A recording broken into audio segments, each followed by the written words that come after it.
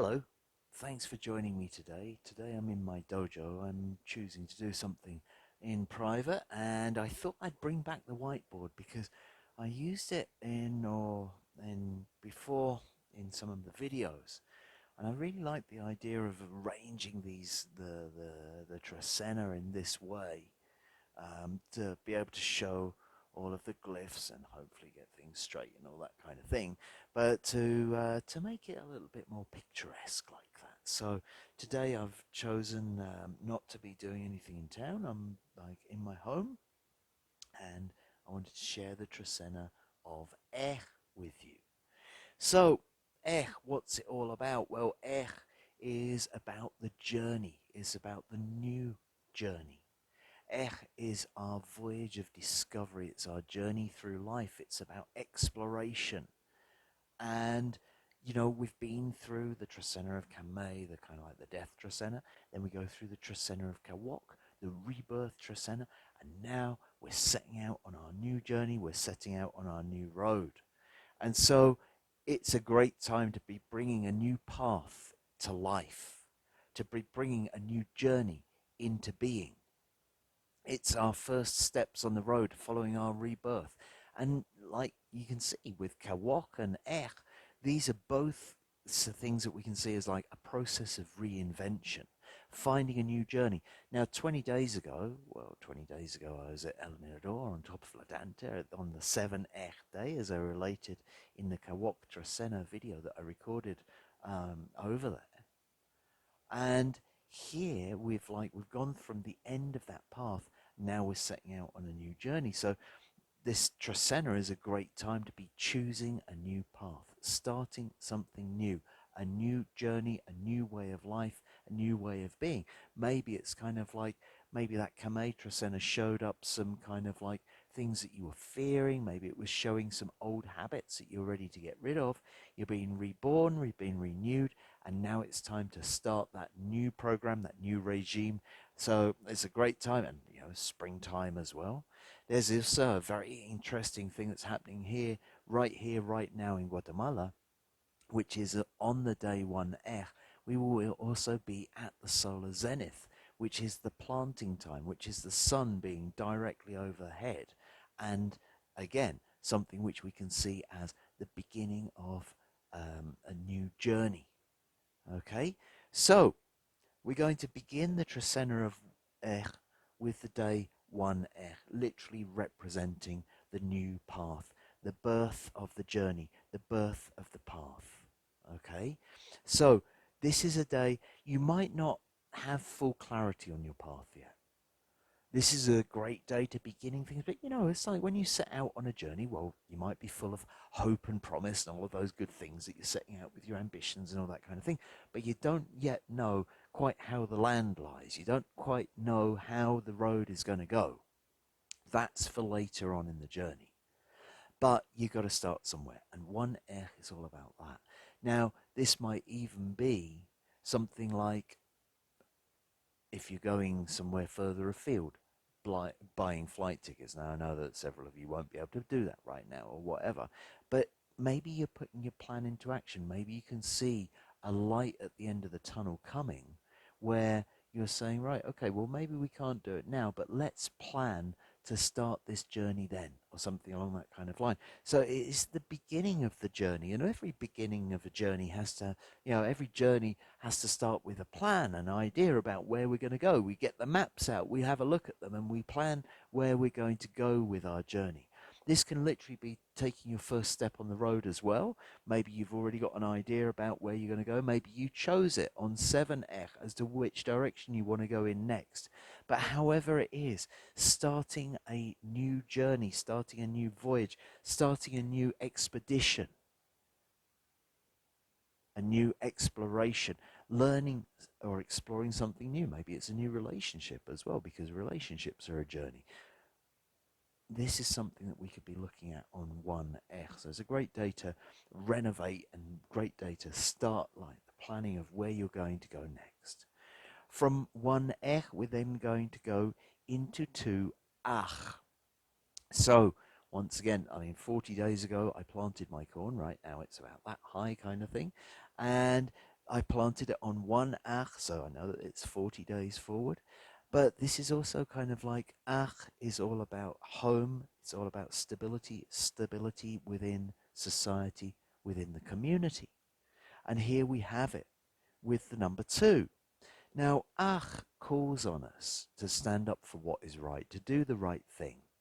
And sometimes doing the right thing, that's not always easy, is it? You know, sometimes you'll stand up and say something about, like, you know, kind of like what saying and doing the right thing is not always going to be, you know, the winning move in a popularity contest, let's put it that way. Sometimes you're going to have to be brave and stand up for what is right, even though it might not be popular. Maybe you want to stand up for um, what the way that things should be done, because there is a way that things can be done in order to bring harmony into community, in order to bring harmony into the home. Might not be the popular decision, but it's our backbone, our spinal column that helps us to stand up straight and make that happen. And that's what ach is all about. It's about having some courage. And the number two, well, we can see that there are several things that are in there. There's two which can represent relationships. There's also two which can represent self-sacrifice. Okay? And so we can see, like, if we're going on a new journey, we've got to leave our home behind. And there are some things that we're going to sacrifice to go on that new journey. And two, ach could be very much looking at what you're willing to sacrifice from your home in order to detach and go out on the road, in order to detach and go out on the journey. What you're willing to leave behind in your community and, you know, where you feel comfortable. Having the courage to make the choice to separate or divide into two, to split. From two ach, we're then going into three ish. Now, interestingly enough, the three, of course, also can represent the home place. So we got this kind of like this home feel and all that kind of thing. And ish representing the sacred, representing Mother Earth, representing the magic. So here we are. It's like the magic of the home, but it's also looking inside of yourself, because the three representing the inner world, and ish, what magic can you bring into your journey? What magic do you contain within yourself that you're ready to take into your new journey on the road with you? Okay, this could also represent, you know, ish, the jaguar, is also kind of like the representation of the sacred sites. And maybe in your journey, you're going to help to understand how maybe visiting sacred sites or going somewhere that I was going to say instills that energy or helps to amplify that magical energy within you, because it's all about what's within, looking within for your magic to take you on your journey, take you forward. This can also be very much looking at the mother within the home, the sustenance that comes from the mother, but also the magic that she brings to the world. So from three ish, we're then going to go into four tzikin. So tzikin, the vision, the eagle, the visionary, the prosperity, the forward lookout, the scout, maybe even. You know, it's kind of like I always get this idea about the eagle flying up high, looking ahead, seeing where it's going to go and all that kind of thing. And here it's on the number four, which is all about physical stability. It's all about the material world. So this could very much be kind of like having a material vision, doing some material planning about where this road is going to take you, where this journey is going to go. How can you be prosperous on that journey? Now, of course, I know I always talk about this thing about when I talk about prosperity, I'm not talking about how you're going to make money along the road, although that might be something which comes into it. It's about how you can thrive on your journey. The four being very much about the physical things. It's like, what physical support might you need to thrive on your journey? Well, four tzikin maybe bring you the clarity of sight that you need to understand how to take that forward, how to, how to create a journey that you're actually enjoying, because we can all survive on a journey, But thriving on a journey is where, it just makes it a little bit nicer to go on that road, right? From 4 tikin, we're then going into 5 achmach. So achmach is all about being a human. Yes, it's about forgiveness. Yes, it's about pardon and redemption. But it's also seeing our own humanity and the humanity of others. Achmach can also show us errors, the error of our ways, the error of other people's ways. But, at the end of the day, we've got to get over it because that's what makes us human. Forgiving ourselves, forgiving other people, and saying, right, okay, yeah, that happened, but now we've got to continue on our journey. We want to move on, okay?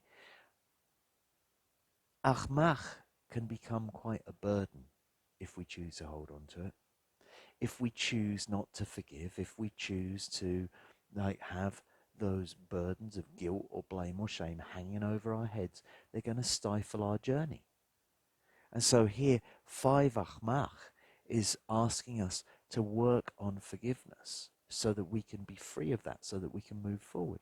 Maybe forgiving ourselves, maybe asking for pardon, going out and putting our energy into it. But also the joy of being a human being. That also comes with Achmach. And there's part of us that's we're curious beings. We're beings that like to explore. We're here to have a human existence. This new journey is about our human existence. And Achmach is like saying, put some energy into being a human. You might not get everything right, and you might not do everything perfectly, but being perfect isn't what being a human's all about, right? It's about falling over and getting back up again.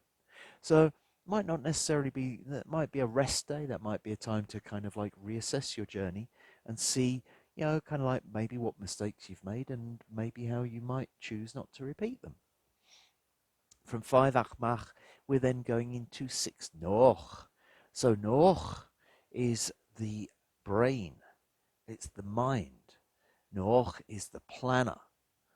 And here we see it combined with the number 6. So the information that we have about our journey, here we're applying the energy of the intellectual genius, which is signified by Noch, with the number 6, which is about bringing things into their ultimate stability.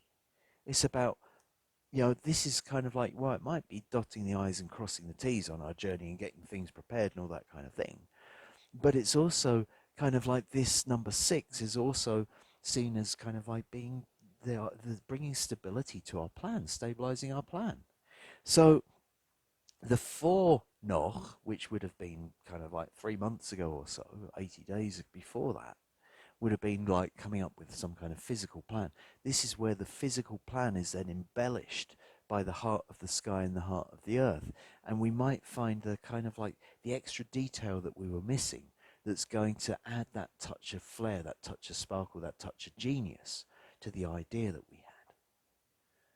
From 6 Noch, we're then going to 70 hash. Well, this is the release of the docking cord, right? This is the cutting of the umbilical cord. Tihash, the obsidian blade. Tihash, the one that's cutting us free. Tihash, the surgeon. Tihash, the one which is helping us to release and let go, to move away from what we had. And here we see it with the number 7. That's kind of interesting because we've gone through that the Kawok Trecena that began on 1 Kawok. Now that 20-day period is going to finish on 8 Kawok. Now what do we see? So we started it on 1 Kawok. We haven't yet been through a Tihash day after 1 Kawok happens. And so this is like the final cut. The 7 representing death, endings, finality. So it's the final cut, finally getting like, kind of like releasing the docking clamp, as it were, cutting the umbilical cord, however that might be. It's a day of purification. It's a day of release. It could be the release of attachments. Maybe there's some kind of cord or attachment that's holding you back from taking your new journey, from taking your new path. Well, 70 hash is the day to finalize that, to bring down the obsidian blade and cut yourself free of it. is also, Tihash could be see the day of healing. Okay, so if 7 is about finality, this is kind of like drawing a line under something. It's like finally healing it so that once again we can move on our new journey.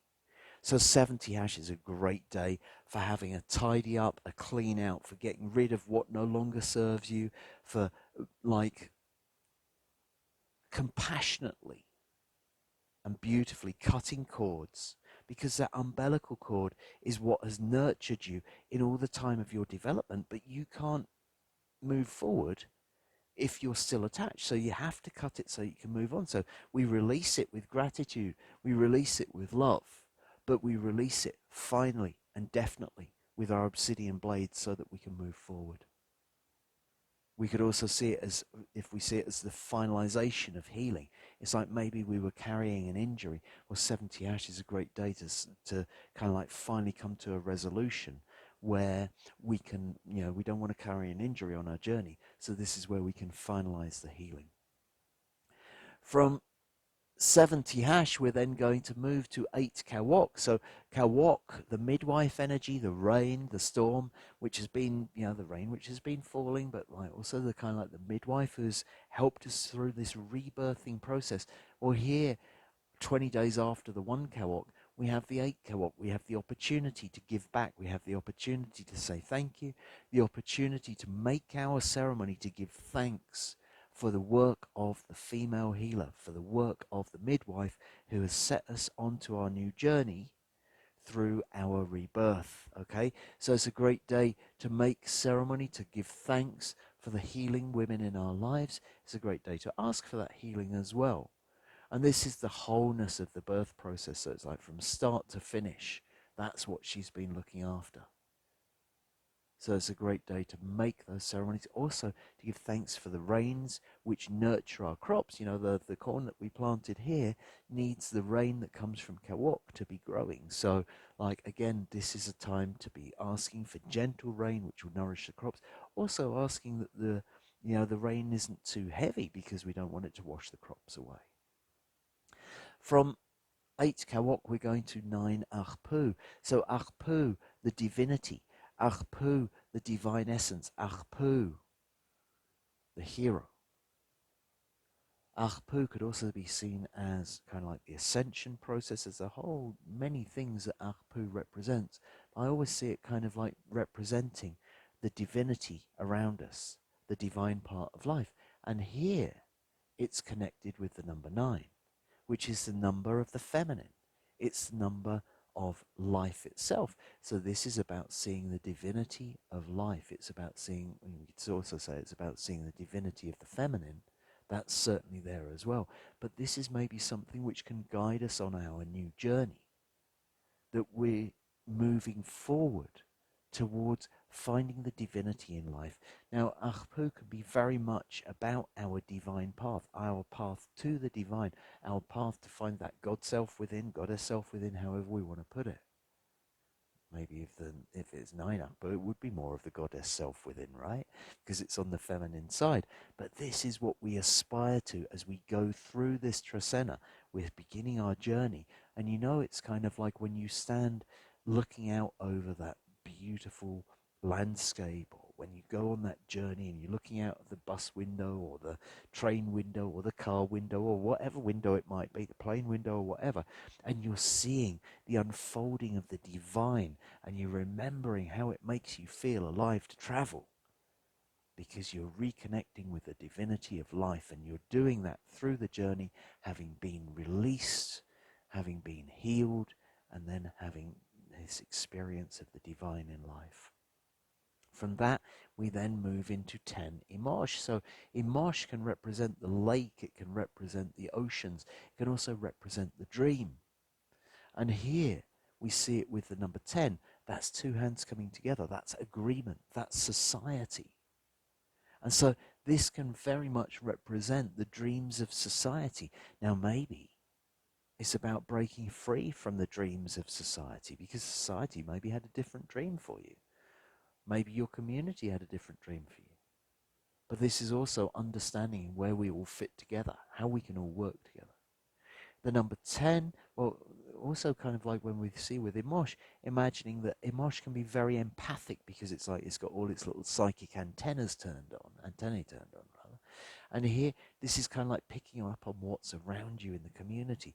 And, when we travel, when we go on our journey, meeting with the community and meeting people around you and seeing what other people have to show you and what they can tell you about is something which is part of the joy of travel, right? It's kind of like experiencing things from a new community's perspective and tuning into that. So this can also be kind of like community dreaming, kind of like dreaming of a new community and like cooperation to make those dreams happen. From 10 Imosh, we go into 11 Ich. Now, this might be a bit of a handful of a day, to be perfectly honest. Ich, the wind. Ich, we don't know which way it's going to blow, right? We don't know which direction it's going to take us in. And here, with the number 11, we really don't know which way it's going to take us because the number 11 is like really changeable. It's a high powered day of communication. And the communication may be coming in from all directions, and it may be a bit overwhelming at times as well. Ik is known for its strong words, its words which stick, its words which have power.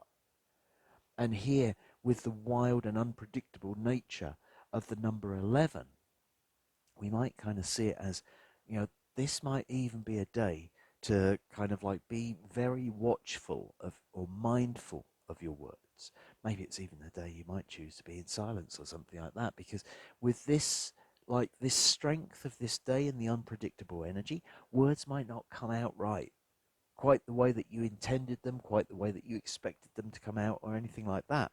And so sometimes, it might be better to stay quiet rather than cause confusion or rather than cause upset with the words that that might come out wrong.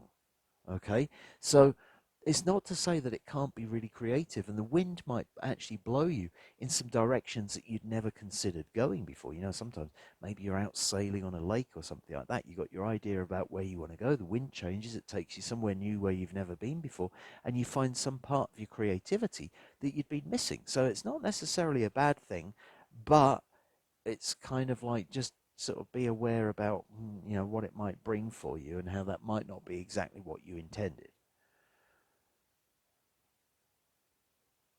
As the saying goes, I might not be where I intended to be, but I think I ended up exactly where I was supposed to be. So from 11 Ik, we go to 12 Akabal. So Akabal, the dawn and the dusk. Akabal, the twilight, the new concepts coming into the world. And here we see it with the number 12, which is all of life's experience being bundled together.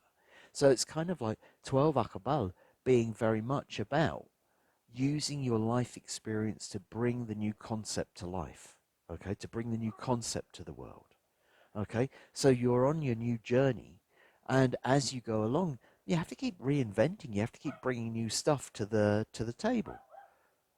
And so 12 Akabal is asking you to call on your life force, to call on your life experience rather, in order to bring those new experiences, to bring that new concept into the world. And then finally, from 12 Akabal, we move into 13 Cat. Cat, the net. Cat, the abundance. Cat, the planting of the seed. And here with the number 13, this is like we often see cat as, what we need to put in our bag. We can see it as the sustenance on our journey. We can see about what we carry with us.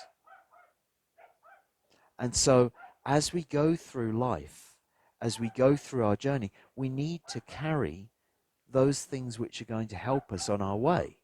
We need to carry our supplies in our bag and all that kind of thing. And here, if we considered that one was about planning the journey, this might be some guidance from spirit as to what we need to carry with us, what we need to take with us on our journey.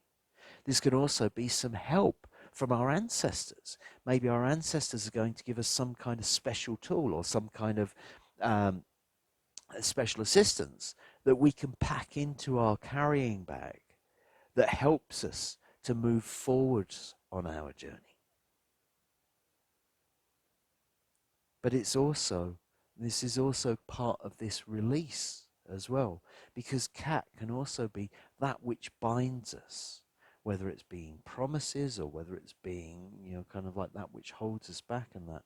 And so on 13 cat, we might also be asking for release from that which binds us, for release from attachments, and we might be asking for the help of spirit or the help of our ancestors to release us from our attachments so that we can take part in this new journey on this new road. Okay? So, I hope you've enjoyed that. I hope you like this layout and it helped you to understand and see the connections between the days and that. And so I'll see you again in 13 days' time for the Trecena of Can. Thank you.